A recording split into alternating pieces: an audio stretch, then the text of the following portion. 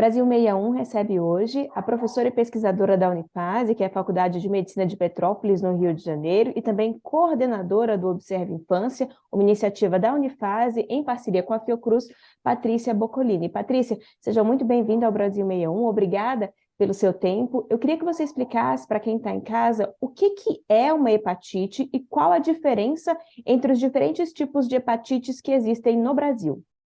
Olha, o que diferencia é o vírus, né? A da hepatite B, a da hepatite B, por exemplo, ele é um vírus que ele pode causar danos no fígado, né?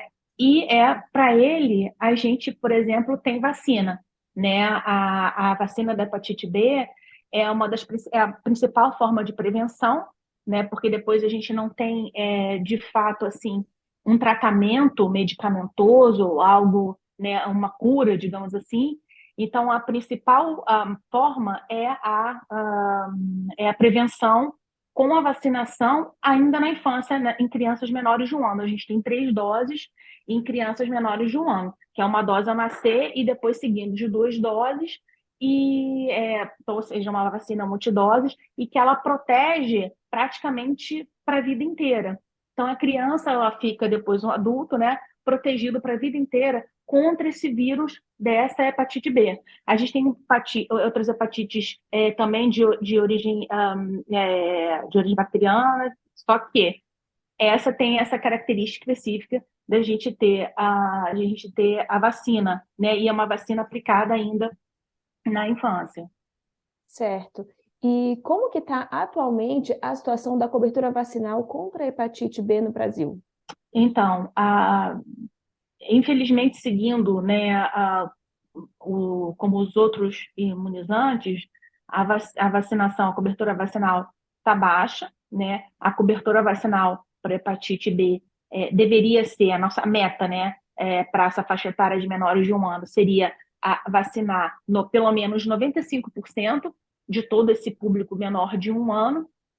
E, por exemplo, no ano passado, a gente chegou a 75%, cerca de 75%, né? Isso cobertura nacional, né? A gente tem umas disparidades regionais,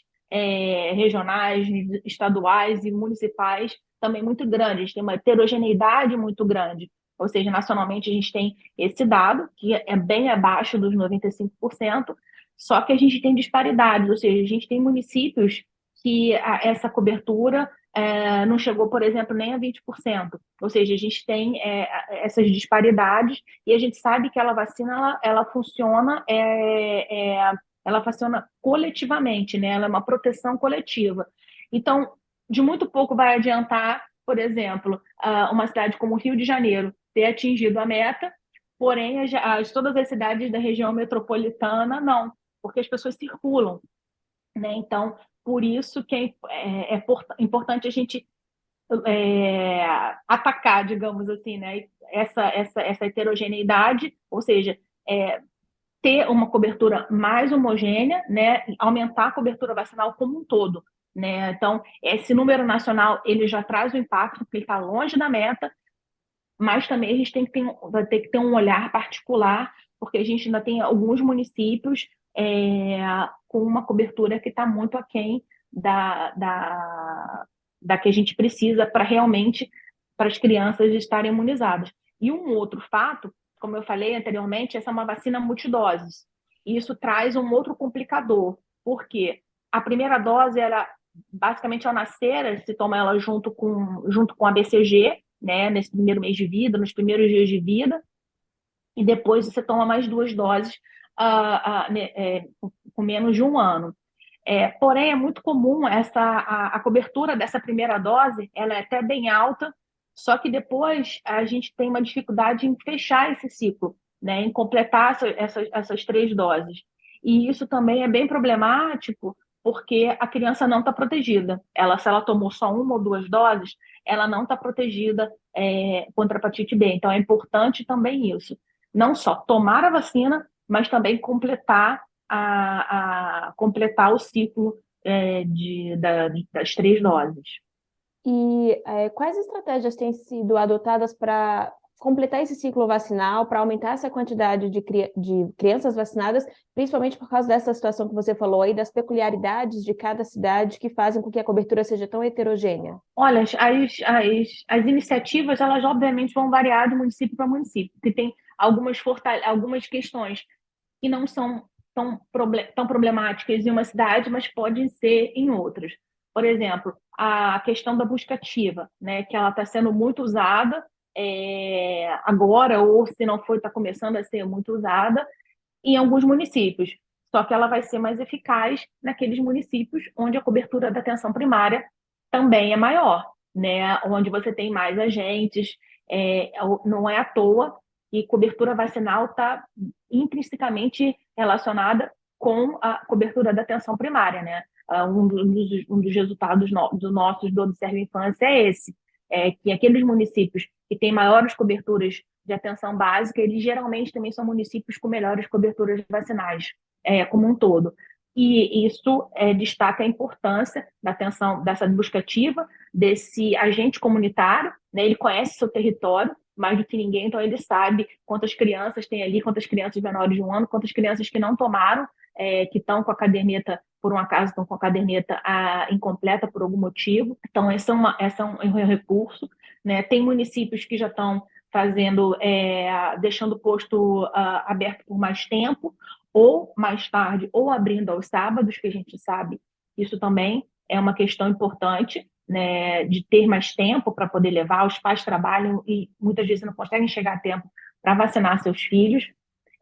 A questão que também está ali ligada à própria atenção básica, dúvidas, né, que essa questão de comunicação com a população, e que agora isso ficou para os pais. Não é só a vacina da hepatite B que é multidose, existem outras vacinas multidoses.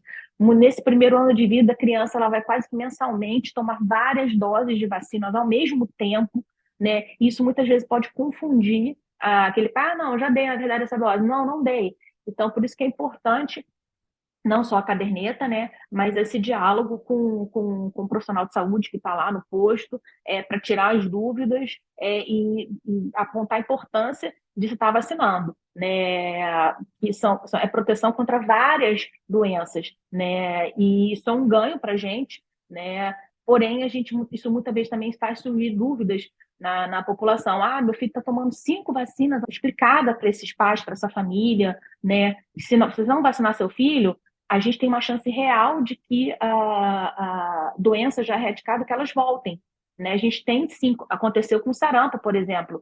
O Brasil, em 2019, a gente perdeu nosso selo de erradicação do sarampo de território nacional, porque em 2018 a gente teve vários surtos de sarampo no Brasil, e desde então, isso é um dado também do Observe em França, de 2019 para cá, a gente teve 26 óbitos de crianças menores de 5 anos por sarampo no Brasil.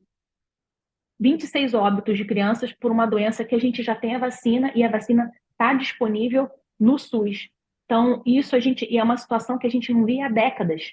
E a gente, no intervalo de menos de 5 anos, teve 26 óbitos. Então, isso é muito chocante. Então, é preciso que a gente explique para esses pais o que pode acontecer com o seu filho. Isso, óbito, é uma questão extrema, mas tem algumas doenças que também deixam sequelas importantes. A polio está erradicada do território nacional, mas a gente está com cobertura de poliomielite muito baixa. Ou seja, a gente pode.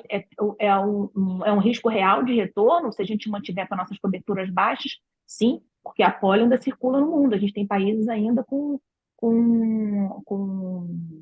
que a polio é endêmica. Então, a gente precisa estar explicando para esses pais que é porque ele não está vendo nenhuma criança com sequela de polio, que a polio não existe mais, que ela foi erradicada do mundo, ela foi erradicada do território nacional, para que a gente consiga retornar às nossas altas coberturas vacinais.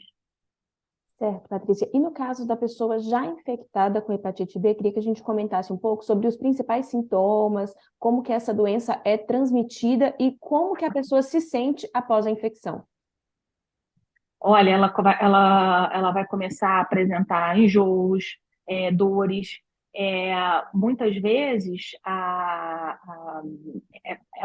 ela vai apresentar isso já na idade adulta, né? Então, isso vai ser fruto por exemplo, que essa é uma vacina que entrou ah, relativamente recente no calendário vacinal. Por exemplo, eu não tomei hepatite B quando eu era criança, né? Então, a gente tem que tomar depois de adulto. Mas para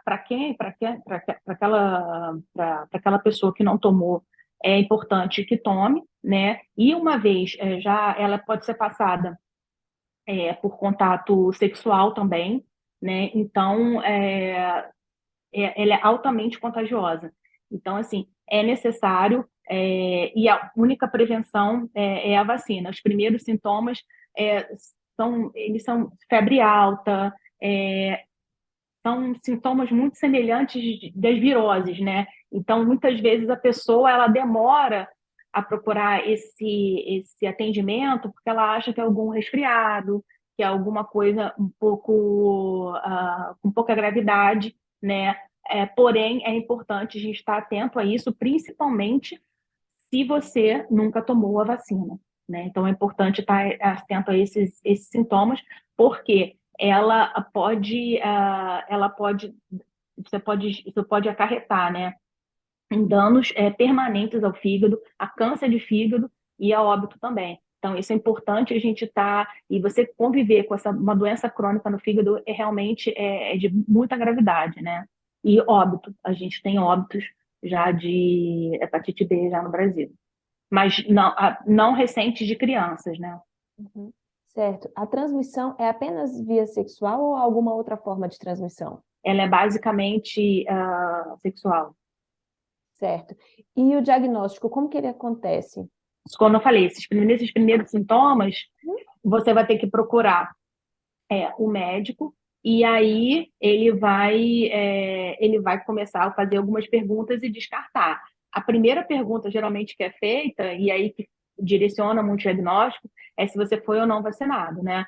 Um bom médico faz as vacinas que você tomou na infância ou que você tomou recentemente, e se você disser que não tomou essa vacina, ou você vai falar todas as vacinas que você tomou, você tem alguns testes que você pode fazer para poder fechar um diagnóstico da doença, que não é um diagnóstico apenas clínico, né? Ele também tem alguns exames que você pode fazer.